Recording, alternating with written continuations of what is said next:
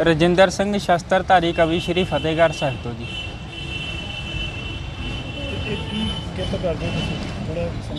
कि मैं शस्त्रधारी कवि होने के नाल नाल जिहड़ी शस्त्रां दी किरत करदा, भी शस्त्र अगे संगतां नूं बेच के आपदी किरत शुरू करी पई है। वो नाल मैं जिसे कवि है, प्रचारक है, ते नाल कह लो भी नाल शस्त्र सेल करदा जी।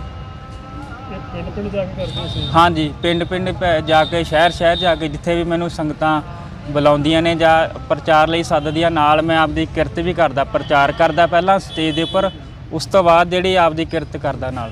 कदों तो शुरू कीता?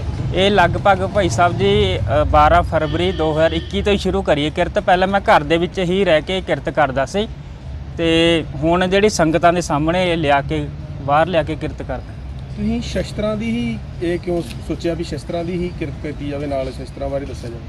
ਇਹ ਕਾਰਨ ਇਹ ਹੈ ਭਾਈ ਸਾਹਿਬ ਜੀ ਕਿ ਕਲਗੀਧਰ ਪਾਤਸ਼ਾਹ ਜੀ ਦਾ ਵੀ ਬਚਨ ਹੁੰਦਾ ਹੈ ਕਿ ਇੱਕ ਓੰਕਾਰ ਸ਼੍ਰੀ ਵਾਹਿਗੁਰੂ ਜੀ ਕੀ ਫਤਿਹ, ਸ਼੍ਰੀ ਮੁਖ ਵਾਕ ਪਾਤਸ਼ਾਹੀ ਦਸਵੀਂ, ਤਬ ਇਮ ਭੰਨਿਓ ਗਰੀਬ ਨਿਵਾਜ, ਸ਼ਸਤਰ ਕੇ ਅਧੀਨ ਹੈ ਰਾਜ। ਜਿਹੜਾ ਰਾਜ ਹੈ ਸ਼ਸਤਰਾਂ ਦੇ ਅਧੀਨ ਹੈ। ਤਨੰਗ ਸੰਗ ਸਾਰੇ ਪ੍ਰਭੂ ਜੀ ਸੁਣਾਈ, ਬਿਨਾ ਤੇਗ ਤੀਰੰਗ ਰਹੇ ਨਾਹੀ ਭਾਈ। क्योंकि कलगीधर पातशाह जी कदे भी तेग, तीर कमान, कटार, ढाल, करपा वर्षा, बंदूक आदि बेअंत शस्त्रां तो बिना कदे नहीं सी रहिंदे। अगे अपने ਸਿੰਘਾਂ ਨੂੰ हुक्म किया, बिना तेग तीरंग रहे नाही भाई, बिना शस्त्र केसंग नरंग भेड़ जानो। कि ਜਿਹੜੇ व्यक्ति ਦੇ ਕੋਲ शस्त्र नहीं है, केस नहीं है, बंदा भेड़ दी नहीं है। गहे कान तां को कितै लै सिधानो, ਇਹ ਹੈ ਮੋਰ ਆਗਿਆ ਸੁਣ ਲਿਓ ਪਿਆਰੇ, ਬਿਨਾ ਤੇਗ ਕੇਸਿੰਗ ਨਾ ਦੇਵੋ ਦਿਦਾਰੇ। ਕਲਗੀਧਰ ਪਾਤਸ਼ਾਹ ਜੀ ਕਹਿੰਦੇ ਜੇ ਮੈਨੂੰ ਦਿਦਾਰੇ ਦੇਣੇ ਬਿਨਾ ਕੇਸਾਂ ਤੋਂ ਤੇ ਤੇਗ ਤੋਂ ਬਿਨਾ ਮੈਨੂੰ ਦਿਦਾਰੇ ਨਾ ਦਈ। ਅੱਗੇ ਵਚਨ ਆਉਂਦੇ ਹਨ, ਜਬ ਹਮਰੇ ਦਰਸ਼ਨ ਕੋ ਆਵੋ, ਬਨ ਸੁਚੇਤ ਤਨ ਸ਼ਸਤਰ ਸਜਾਵੋ, ਕਮਰ ਕੱਸਾ ਕਰ ਦੇਹੋ ਦਿਖਾਈ, ਹਮਰੀ ਖੁਸ਼ੀ ਹੋਈ ਅਧਿਕਾਈ। ਇਹ ਕਲਗੀਧਰ ਪਾਤਸ਼ਾਹ ਜੀ ਦੇ ਖਾਲਸਾ ਰਹਿਤਨਾਮੇ ਦੇ ਬਚਨ ਹਨ। ਉਹ ਬਚਨਾਂ ਦੇ ਜੋ ਖਾਲਸਾ ਰਹਿਤਨਾਮੇ ਦੇ ਬਚਨ ਹਨ ਬਾਣੀ ਦੇ ਬਾਬਤ, ਉਹਨਾਂ ਦੇ ਉੱਪਰ ਫੁੱਲ ਚੜਾਉਣ ਦੀ ਕੋਸ਼ਿਸ਼ ਕਰ ਰਿਹਾ, ਨਾਲ ਸ਼ਸਤਰਾਂ ਦੀ ਕਿਰਤ ਇਸ ਕਰਕੇ ਕਰ ਰਿਹਾ ਜੀ। ਨਾਲ ਇਸ ਤੋਂ ਪਹਿਲਾਂ ਕੀ ਕੰਮ ਕਰਦੇ? ਇਸ ਤੋਂ ਪਹਿਲਾਂ ਜੀ 10 ਸ਼੍ਰੀ ਗੁਰੂ ਗ੍ਰੰਥ ਸਾਹਿਬ ਵਰਲਡ ਯੂਨੀਵਰਸਿਟੀ ਸ਼੍ਰੀ ਫਤਿਹਗੜ੍ਹ ਸਾਹਿਬ ਮੈਂ 4 ਸਾਲ ਜਿਹੜੀ ਸਿਕਿਉਰਿਟੀ ਗਾਰਡ ਦੀ ਡਿਊਟੀ ਨਿਭਾ ਕੇ ਆਇਆ। ਮੇਰੀ ਡਿਊਟੀ ਸੀ ਲਾਇਬ੍ਰੇਰੀ ਦੇ ਅੰਦਰ। ਪਰਿਵਾਰ 'ਚ ਕੌਣ ਕੌਣ ਹੈ? ਪਰਿਵਾਰ ਦੇ ਵਿੱਚ ਜੀ ਮੇਰੀ ਸਿੰਘਣੀ ਹੈ, ਮੇਰੇ ਕੋਲ ਇੱਕ ਭੁਝੰਗਣ ਹੈ, ਮਾਤਾ ਜੀ ਹੈ, ਭੈਣ ਜੀ ਹੈ ਤੇ ਮਾਮਾ ਜੀ। ਸਿੱਖਿਆ ਕਿੱਥੋਂ ਲਈ? ਕਥਾ ਵਾਜਗੀ ਇਹ ਸਿੱਖਿਆ ਧੰਨ ਧੰਨ ਬਾਬਾ ਜੋਰਾਵਰ ਸਿੰਘ ਦੀ, ਧੰਨ ਧੰਨ ਬਾਬਾ ਫਤਿਹ ਸਿੰਘ ਦੀ, ਧੰਨ ਧੰਨ ਮਾਤਾ ਗੁਜਰ ਕੌਰ ਜੀ।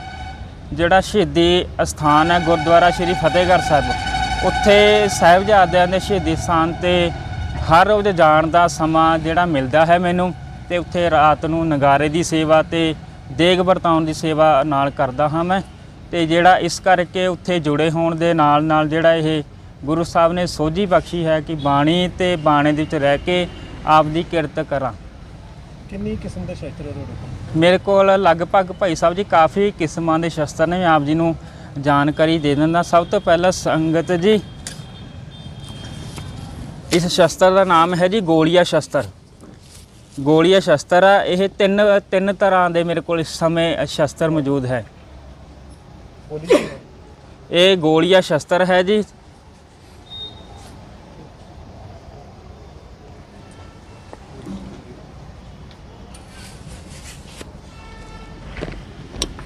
ਉਸ ਤੋਂ ਬਾਅਦ ਸੰਗਤ ਜੀ ਫਿਰ ਦੁਬਾਰੇ ਦਰਸ਼ਨ ਕਰਵਾਉਣ ਦਾ ਇਹ ਵੀ ਗੋਲੀਆ ਸ਼ਸਤਰ ਹੈ ਜੀ। ਜਲਦੀ ਜਲਦੀ ਵਿਖਾਈ 7 ਨਾਲ ਬੋਲੀ ਜੋ संगत जी ये भी गोलिया शस्त्र है जो कि मैं आप जी नूं दर्शन दीदारे करवा रहा है। 3 किस्मां दे इस समय मेरे को शस्त्र मौजूद ने गोलिया शस्त्र की।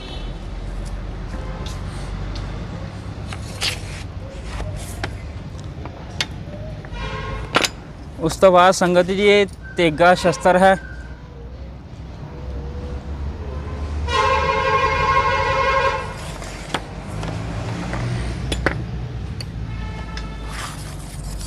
संगत जी ये खंडा शस्त्र है, 2 धारा शस्त्र है जी, खंडा शस्त्र।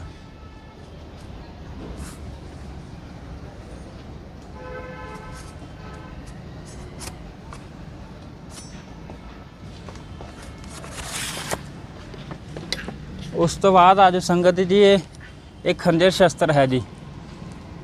ਇਹ ਜਿਹੜੀ ਦੁਸ਼ਮਣ ਦੇ ਲੋਹੇ ਦੀ ਤਾਰਾਂ ਦੀ ਬਣੀ ਹੋਈ ਸੰਜੋਗ ਪਾਈ ਹੁੰਦੀ ਹੈ, ਇਹਨੂੰ ਇਹ ਤੋੜਨ ਦੇ ਕੰਮ ਆਉਂਦਾ ਹੈ। ਮੈਂ ਪ੍ਰੈਕਟੀਕਲੀ ਜਾਣਕਾਰੀ ਆਪ ਜੀ ਨੂੰ ਦਿੰਦਾ। ਜੇ ਆਪਾਂ ਇਹਨੂੰ ਇਸ ਤਰ੍ਹਾਂ ਮਾਰਦੇ ਆ ਇਹ ਵਾਰ ਘੱਟ ਕਰਦਾ, ਪਰ ਜਦੋਂ ਆਪਾਂ ਇਦਾਂ ਲਿਆ ਕੇ ਇਹਨੂੰ ਇਦਾਂ ਵਿੱਚ ਮਾਰਾਂਗੇ ਗਰਦਨ ਦੇ ਅੰਦਰ, ਸ਼ਸਤਰ ਦੇ ਉੱਪਰ ਸੰਜੋਗ ਦੇ ਉੱਪਰ, ਇਹ ਗਰਦਨ ਦੇ ਆਰ ਪਾਰ ਨਿਕਲ ਜਾਏਗਾ ਜੀ। ਸੰਗਤ ਜੀ ਅੱਗੇ ਸ਼ਸਤਰ ਦੇ ਆਪ ਜੀ ਦਰਸ਼ਨ ਦੀਦਾਰੇ ਕਰ। ਕਟਾਰ ਸ਼ਸਤਰ ਦੀ 2 ਧਾਰਾ ਸ਼ਸਤਰ ਹੈ। ਕਮਰ ਕਸੇ ਦਾ ਸ਼ਸਤਰ ਹੈ। ਸ਼ੇਰ ਦਾ ਸ਼ਿਕਾਰ ਦੇ ਕਰਨ ਦੇ ਲਈ ਸ਼੍ਰੀ ਗੁਰੂ ਗੋਬਿੰਦ ਸਿੰਘ ਮਹਾਰਾਜ ਜੀ, ਸ਼੍ਰੀ ਗੁਰੂ ਹਰਗੋਬਿੰਦ ਪਾਤਸ਼ਾਹ ਜੀ ਕਟਾਰ ਸ਼ਸਤਰ ਜਿਹੜਾ ਵਰਤਦੇ ਰਹੇ ਨੇ। ਤੇ ਦੂਜਾ ਸੰਗਤ ਜੀ ਹੱਥੋਂ ਪਾਈ ਲੜਾਈ ਦੇ ਵਿੱਚ ਵਰਤਿਆ ਜਾਣ ਵਾਲਾ ਇਹ ਸ਼ਸਤਰ ਹੈ ਕਟਾਰ ਸ਼ਸਤਰ। ਇਹ ਵੀ ਜਿਹੜੀ ਦੁਸ਼ਮਣ ਦੇ ਸੰਜੋਗ ਪਾਈ ਹੁੰਦੀ ਹੈ ਉਹਨੂੰ ਇਹ ਤੋੜਨ ਦੇ ਕੰਮ ਆਉਂਦਾ ਹੈ ਜੀ।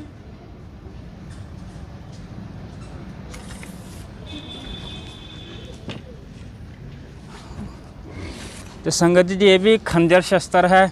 ਹੀਰਨ ਦਾ ਜਿਹੜਾ ਇਹਨੂੰ ਸਿੰਗ ਲੱਗਿਆ ਹੋਇਆ ਹੈ ਤੇ ਮੂਰੇ ਸਰਬਲੋਹ ਦਾ ਜਿਹੜਾ ਫਾੜਾ ਲੱਗਿਆ ਹੋਇਆ ਹੈ, ਖੰਜਰ ਸ਼ਸਤਰ ਦੀ।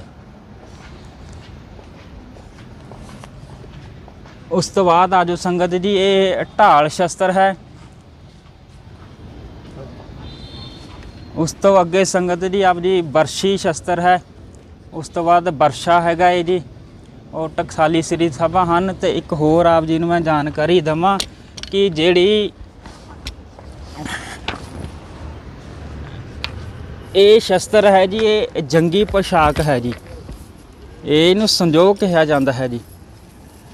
ਜਦੋਂ ਸਾਡੇ ਪੁਰਾਤਨ ਜਿਹੜੇ ਜਰਨੈਲ ਸਨ, ਸਾਡੀਆਂ ਫੌਜਾਂ ਸਨ, ਉਹ ਇਹ ਜਿਹੜੀ ਸੰਜੋਗ ਹੈ ਇਹ ਪਹਿਨ ਕੇ ਜਿਹੜਾ ਜੰਗ ਦੇ ਵਿੱਚ ਉਹ ਜੂਝਿਆ ਕਰਦੇ ਸਨ।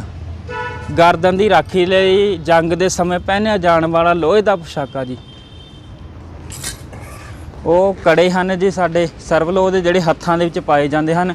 ਗਾਤਰੇ ਨੇ, ਸਰਬਲੋਹ ਦੇ ਸਿਮਰਨੇ ਨੇ, ਕੰਘੇ ਨੇ ਤੇ ਤੀਰ ਕਮਾਨ।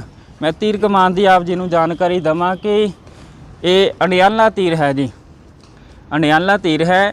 2 ਵਾਰੀ ਜਿਹੜਾ ਇਹ ਵਾਰ ਕਰਦਾ ਹੈ ਦੁਸ਼ਮਣ ਦੇ ਉੱਪਰ। ਮੈਂ ਆਪ ਜੀ ਨੂੰ ਪ੍ਰੈਕਟੀਕਲੀ ਜਾਣਕਾਰੀ ਦੇਵਾਂ ਕਿ ਜਿਸ ਤਰ੍ਹਾਂ ਦੇ ਇਹਨੂੰ ਆਪਾਂ ਹੱਥ ਦੇ ਵਿੱਚ ਵੀ ਮਾਰੀ ਇੱਦਾਂ ਅੰਦਰ ਲੰਘੇ ਹੱਥ ਦੇ, ਜਦੋਂ ਇਹਨੂੰ ਬਾਹਰ ਕੱਢਾਂਗੇ 2 ਵਾਰੀ ਵਾਰ ਕਰਦਾ ਹੈ। ਅਣਿਆਲਾ ਤੀਰ ਜੀ। ਦੂਸਰਾ ਆਪ ਜੀ ਤੀਰ ਕਮਾਨ ਦੇ ਵੀ ਦਰਸ਼ਨ ਦੀਦਾਰੇ ਕਰੋ। ਇਹ ਸਪੋਰਟਸ ਵਾਲਾ ਤੀਰ ਕਮਾਨ ਹੈ ਜੀ, ਜਿਹੜਾ ਗਰਾਊਂਡ ਲੈਵਲ ਦੀ ਜਿਹੜੀ ਤਿਆਰੀ ਤੀਰ ਕਮਾਨ ਦੀ ਤਿਆਰੀ ਕਰਵਾਈ ਜਾਂਦੀ ਹੈ, ਉਸ ਦੇ ਲਈ ਇਹ ਜਿਹੜਾ ਤੀਰ ਕਮਾਨ ਵਰਤਿਆ ਜਾਂਦਾ ਹੈ। ਇਹ ਸਰਬਲੋਹ ਦਾ ਬਾਟਾ ਤੇ ਚਮਚਾ ਦੀ।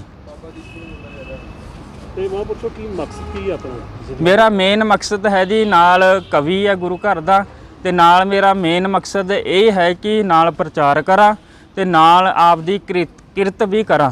ਕਿਉਂਕਿ ਅੱਜ ਕੱਲ੍ਹ ਅਸੀਂ ਜਦੋਂ ਨਿਹੰਗ ਸਿੰਘਾਂ ਦੇ ਵਿੱਚ ਵਿਚਰੀਦਾ ਹੈ, ਅੱਜ ਕੱਲ੍ਹ ਦੇਖੀਦਾ ਹੈ ਕਿ ਕੁਝ ਕੁ ਸਾਡੇ ਸਿੰਘ ਉਹ ਇਹ ਕਲਗੀਧਰ ਪਾਤਸ਼ਾਹ ਜੀ ਦਾ ਬਾਣਾ ਪਾ ਕੇ, ਸ਼ਸਤਰ ਪਾ ਕੇ, ਦਮਾਲਾ ਸਜਾ ਕੇ ਸੋਹਣਾ, ਉਹ ਕੀ ਕਰਦੇ ਨੇ, ਲੁੱਟਾਂ ਖੋਹਾਂ ਵੀ ਕਰਦੇ ਨੇ। ਕਈ ਸਾਡੇ ਜਿਹੜੇ ਮਾੜੀ ਬਿਰਤੀ ਵਾਲੇ ਕਹਿ ਸਕਦਾ ਮੈਂ ਸਿੰਘ ਨੇ, ਉਹ ਲੁੱਟਾਂ ਖੋਹਾਂ ਕਰਦੇ ਨੇ, ਧੀਆਂ ਭੈਣਾਂ ਦੀਆਂ ਇੱਜ਼ਤਾਂ ਲੁੱਟਦੇ ਨੇ, ਜਾਂ ਕਹਿ ਸਕਦੇ ਆ ਭੰਗ ਦੇ ਪਕੌੜੇ, ਭੰਗ ਦੀਆਂ ਟਿੱਕੀਆਂ, ਭੰਗ ਵੀ ਵੇਚਦੇ ਨੇ, ਜਿਹੜੀ ਕਿ ਇਹ ਸਾਡੀ ਕਿਰਤ ਨਹੀਂ ਹੈ।